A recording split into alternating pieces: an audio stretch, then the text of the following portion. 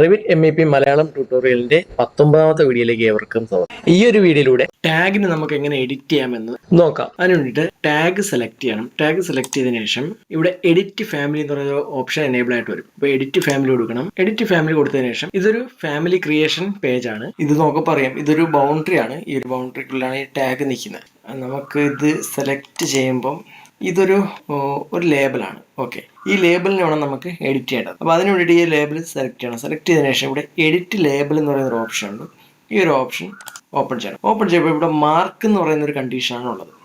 ഈ മാർക്കിലാണ് ഈ കാണുന്ന 101 എന്ന് പറയുന്ന നമ്പർ, അല്ലെങ്കിൽ നമുക്ക് നോക്കാം ഈ 2 എന്ന് പറയുന്ന നമ്പർ ഇവിടെ വന്നിരിക്കുന്നത് മാർക്ക് എന്ന് പറയുന്നൊരു കണ്ടീഷൻ കൊടുക്കപ്പോഴാണ്. അപ്പോൾ ഈ മാർക്ക് എന്ന് പറയുന്ന കണ്ടീഷന് നമുക്ക് ചേഞ്ച് ചെയ്ത് കൊടുത്തു കഴിഞ്ഞാൽ നമുക്ക് ഈ ടാഗിങ് മാറ്റാൻ പറ്റും, അല്ലെങ്കിൽ ടാഗിനകത്തുള്ള ഈ ലേബിൾസ് നമുക്ക് മാറ്റാൻ കഴിയും. അപ്പോൾ ഈ ലേബിൾ എങ്ങനെ ചേഞ്ച് ചെയ്യാം എന്നുള്ളത് നമുക്കൊന്ന് നോക്കാം. അതായത് നമുക്ക് ഈ മാർക്കാണ് ഈ ലേബിളിനെ കൺട്രോൾ ചെയ്യുന്നത്. ഈ മാർക്കിനെ ചേഞ്ച് ചെയ്ത് നമ്മൾ വേറെ എന്തെങ്കിലും കൊടുക്കുകയാണെങ്കിൽ ആ ഒരു കണ്ടീഷൻ ആയിരിക്കും ഇവിടെ വരുന്നത്. അപ്പോൾ ആദ്യം തന്നെ നമുക്ക് നോക്കേണ്ടത് നമുക്ക് എന്താണ് ലേബലിലേക്ക് കൊണ്ടുവരേണ്ടതാണ്. ഇപ്പോൾ എക്സാമ്പിൾ ആയിട്ട് ഇപ്പം നോക്കുകയാണെങ്കിൽ ഇപ്പോൾ ഇതൊരു ഡോറാണ്. ഈ ഒരു ഡോറിനൊരു പ്രോപ്പർട്ടീസ് ഉണ്ട്. അതിന് എഡിറ്റ് ടൈപ്പിലേക്ക് പോയി കഴിഞ്ഞാൽ ഈ ഒരു സൈസ് ആണ് ഇതിൽ പറഞ്ഞിരിക്കുന്നത്.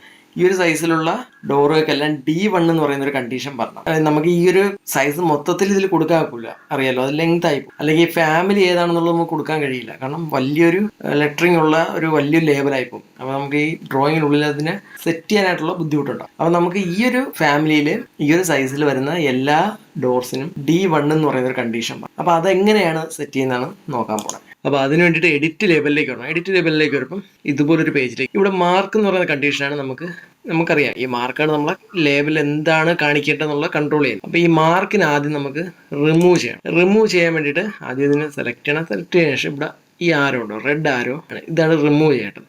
ഇത് ക്ലിക്ക് ചെയ്യുമ്പോൾ റിമൂവ് ആവും. ആഡ് ചെയ്യാൻ വേണ്ടിയിട്ട് നമുക്ക് ഇതിൽ ഏതാണോ വേണ്ടതെന്നുള്ളത് നോക്കാം. ഇപ്പോൾ ഇവിടെ ടൈപ്പ് നൈമാണ് കൊടുക്കുന്നതെങ്കിൽ, ടൈപ്പ് നൈമാണെങ്കിൽ നമുക്ക് ഈ ഡ്രോയിങ്ങിനുള്ളിൽ അത് മൊത്തത്തിൽ കൺട്രോൾ ചെയ്യാനായിട്ട് കഴിയത്തില്ല. നമുക്കറിയാം വലിയൊരു പേരൊക്കെ ആയിപ്പോൾ ഡോർ അല്ലെങ്കിൽ എന്താണോ ഫാമിലി, അങ്ങനെ പേര് കൊടുക്കാൻ നേരത്ത് ഒരുപാട് ലോങ് ആയിപ്പോൾ. ഇപ്പം നമുക്ക് വേണ്ടത് ഇപ്പം ഒരു പർട്ടിക്കുലർ ആയിട്ടുള്ള ഒരു അല്ലെങ്കിൽ ഒരു ടൈപ്പ് ഓഫ് ഡോറിനോ വിൻഡോയ്ക്ക് ആയാലും നമുക്ക് D1 എന്നോ അല്ലെങ്കിൽ D2 എന്നോ അങ്ങനെ വേണം. ഇപ്പോൾ ഡോറിനാണെങ്കിൽ D1 അങ്ങനെ കിട്ടും. അതിന് വേണ്ടിയിട്ടാണ് ടൈപ്പ് മാർക്ക് എന്ന് പറയുന്ന ഒരു ഓപ്ഷൻ എടുക്കേണ്ടത്, അല്ലെങ്കിൽ ഒരു ലേബിൾ എടുക്കേണ്ടത്. ഈ ടൈപ്പ് മാർക്കിനെ നമുക്ക് ഇതിലേക്ക് കൊണ്ടുവരണം, ഈ ഒരു ബോക്സിലേക്ക് കൊണ്ടുവരണം. അതിന് വേണ്ടിയിട്ട് ആദ്യം ടൈപ്പ് മാർക്കിനെ സെലക്ട് ചെയ്യണം. സെലക്ട് ചെയ്ത ശേഷം ഇവിടെ ആഡ് കൊടുക്കണം. ആഡ് കൊടുക്കാൻ വേണ്ടിയിട്ട് ഈ ഒരു ബട്ടണാണ് ഉപയോഗിക്കുന്നത്.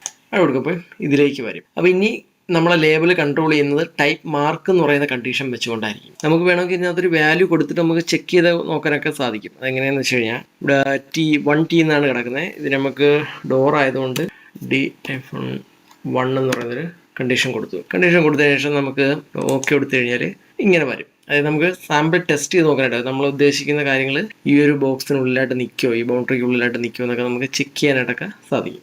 ഓക്കെ, അത് കഴിഞ്ഞതിന് ശേഷം നമുക്കിത് പ്രൊജക്റ്റിലേക്ക് ഈ ഒരു ലേബലിനെ കൊണ്ടുവരണം. അപ്പോൾ അതിന് വേണ്ടിയിട്ട് ഇവിടെ ലോൺ ടു പ്രൊജക്റ്റ് എന്ന് പറയുന്ന ഒരു ഓപ്ഷൻ ഉണ്ട്. അത് ഓപ്പൺ ചെയ്യണം. ഓപ്പൺ ചെയ്യുമ്പോൾ ഇവിടെ ചോദിക്കുന്നുണ്ട് ഓവർ റൈറ്റ് ദ എക്സിസ്റ്റ്. കാരണം ഇപ്പോൾ നിലവിൽ അവിടെ ഒരു ലേബലുണ്ട്. അപ്പോൾ ആ ലേബലിനെ ചേഞ്ച് ചെയ്തിട്ട് വേണം ഈ ഒരു ലേബിൾ കൊണ്ടുവരാം. അപ്പം ഓവർ ദ എക്സ്റ്റൻ എന്നുള്ളത് കൊടുക്കണം. കൊടുത്തതിന് ശേഷം ഈ ഒരു ലേബലിലേക്ക് വന്നതിന് ശേഷം ഈ ഒരു ഫാമിലിയിലേക്ക് വന്നതിന് ശേഷം ഇവിടെ എഡിറ്റ് ടൈപ്പ് കൊടുക്കണം. ഇവിടെ എഡിറ്റ് ടൈപ്പ് കൊടുത്തതിന് ശേഷം ഇവിടെ D1 എന്ന് പറയുന്ന കണ്ടീഷൻ നമുക്ക് കൊടുക്കാം. D1 കണ്ടീഷൻ കൊടുത്ത് അപ്ലൈ ചെയ്ത് ഓക്കെ കൊടുത്തു കഴിഞ്ഞാൽ ഈ ഒരു ലേബൽ ഇവിടെ ചേഞ്ച് ആയിട്ടുണ്ട്. ഈ ഒരു ലേബൽ മാത്രമല്ല, ഈ ഒരു പ്രോപ്പർട്ടീസിൽ വരുന്ന അല്ലെങ്കിൽ ഈ ഒരു ടൈപ്പിൽ വരുന്ന എല്ലാ ഡോർസിൻ്റെയും ലേബൽ ചേഞ്ച് ആയിട്ടുണ്ട്. ഇവിടെ നമുക്ക് നോക്കാം പറയാം. നമുക്ക് ഓരോന്നും ചേഞ്ച് ചെയ്യേണ്ട കാര്യമില്ല. ഓൾറെഡി ഒരു തവണ ചേഞ്ച് ചെയ്ത് കഴിഞ്ഞാൽ എല്ലാത്തിലും ഓട്ടോമാറ്റിക്കായിട്ട് ചേഞ്ച് ആണ്, ഡിഫോൾട്ടായിട്ട് എല്ലാത്തിലും വരും. അതുപോലെ തന്നെ ടാഗിങ് ചെയ്യാൻ നേരത്ത് കുറച്ച് ഓപ്ഷൻസ് കൂടെ എനേബിൾ ആയിട്ട് വരും. അതെന്താണെന്ന് വെച്ച് കഴിഞ്ഞാൽ ഇവിടെ നമുക്ക് ഇപ്പോൾ ഈ ടാഗ് ചെയ്യാൻ നേരത്ത് ഒരു ലൈൻ വന്നിട്ട് ആ ലൈനിൻ്റെ എൻഡിലായിട്ടാണ് ഈ ഒരു ടാഗിങ് വന്നിരിക്കുന്നത്. ഓക്കെ, നമുക്ക് വേണമെങ്കിൽ ലൈൻ ഒഴിവാക്കാം. ലൈൻ ഒഴിവാക്കണമെങ്കിൽ നമുക്ക് ഈ ലീഡർ എന്ന് പറയുന്ന ഒരു ഓപ്ഷൻ ഉണ്ട്, അത് അൺടിക്ക് ചെയ്ത് വെച്ചാൽ മതി. അതിനുശേഷം നമുക്ക് ടാഗിങ് കൊടുത്തു കഴിഞ്ഞാൽ ഇതുപോലെ വരും. അതുപോലെ തന്നെ നമുക്ക് ഇനിയിപ്പം വേണമെങ്കിൽ ഇതിൻ്റെ ഡിസ്റ്റൻസ് അഡ്ജസ്റ്റ് ചെയ്യണമെങ്കിൽ അതിവിടെ നമുക്ക് കൊടുക്കാനായിട്ട് ഇവിടെ 12 mm ആണ് നടക്കുന്നത്. നമുക്ക് ഇവിടെ ഒരു 3 mm എന്നുള്ള രീതിയിൽ കൊടുക്കാം. 3 mm കൊടുക്കുകയാണെങ്കിൽ ഒരു വിൻഡോ എടുക്കാം. വിൻഡോ എടുത്തിട്ട് ഇവിടെ ടാഗ് കൊടുക്കാൻ കണ്ടോ, ലീഡറും ഉണ്ട്. നമുക്ക് കൃത്യമായ ഡിസ്റ്റൻസ് നമ്മളിവിടെ പറഞ്ഞിരിക്കുന്ന ഒരു ഡിസ്റ്റൻസിലായിരിക്കും ഇവിടെ ടാഗിങ് വരുന്നത്. അപ്പോൾ ഇങ്ങനെയൊക്കെ ഉള്ള ഓപ്ഷൻ ഉണ്ട്. ഇനി ഹൊറിസോണ്ടലായിട്ട് വേണോ, വെർട്ടിക്കലായിട്ട് വേണോ, അപ്പോൾ ഇങ്ങനെയൊക്കെ നമുക്ക് ടാഗിങ് ചെയ്യാം. ടാഗിങ് ചെയ്തിട്ട് നമുക്ക് നമ്മുടേതായ രീതിയിൽ തന്നെ ഇതിനെ അലൈൻ ചെയ്തൊക്കെ എടുക്കാനായിട്ടൊക്കെ സാധിക്കും. ഓക്കെ, അതുപോലെ തന്നെ പിന്നുള്ളൊരു ഓപ്ഷനാണ് ഇപ്പം നമുക്ക് ടാഗിങ്. ഇപ്പോൾ വലിയൊരു പ്രൊജക്റ്റൊക്കെ ആണെങ്കിൽ ഓരോന്നിനും ടാഗ് ചെയ്യാൻ വേണ്ടിയിട്ട് നമുക്ക് സമയം കളയേണ്ട കാര്യമില്ല.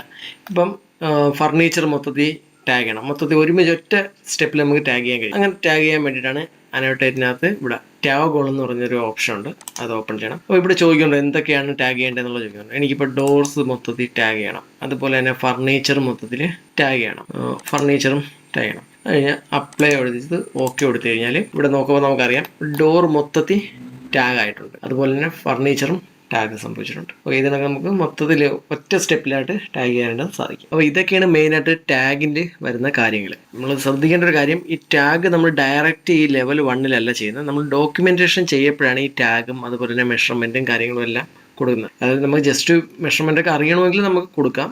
പക്ഷേ നമ്മൾ ഡോക്യുമെൻ്റായിട്ട് ചെയ്യുമ്പം നമ്മൾ ഈ ലെവൽ വരച്ചുകൊണ്ടിരിക്കുന്ന അല്ലെങ്കിൽ ചെയ്തുകൊണ്ടിരിക്കുന്ന ലെവലിലല്ല നമ്മൾ ചെയ്യേണ്ടത്. അത് വേറൊരു ലെവൽ ക്രിയേറ്റ് ചെയ്തിട്ട് അതിലാണ് നമുക്ക് ഈ ഡോക്യുമെൻറ്റേഷൻ ചെയ്യേണ്ടത്. അത് നമ്മൾ ഇപ്പോഴേ നോക്കുന്നില്ല, കാരണം നമ്മൾ അതിലേക്ക് എത്തുന്നതേ ഉള്ളൂ. ഓക്കെ.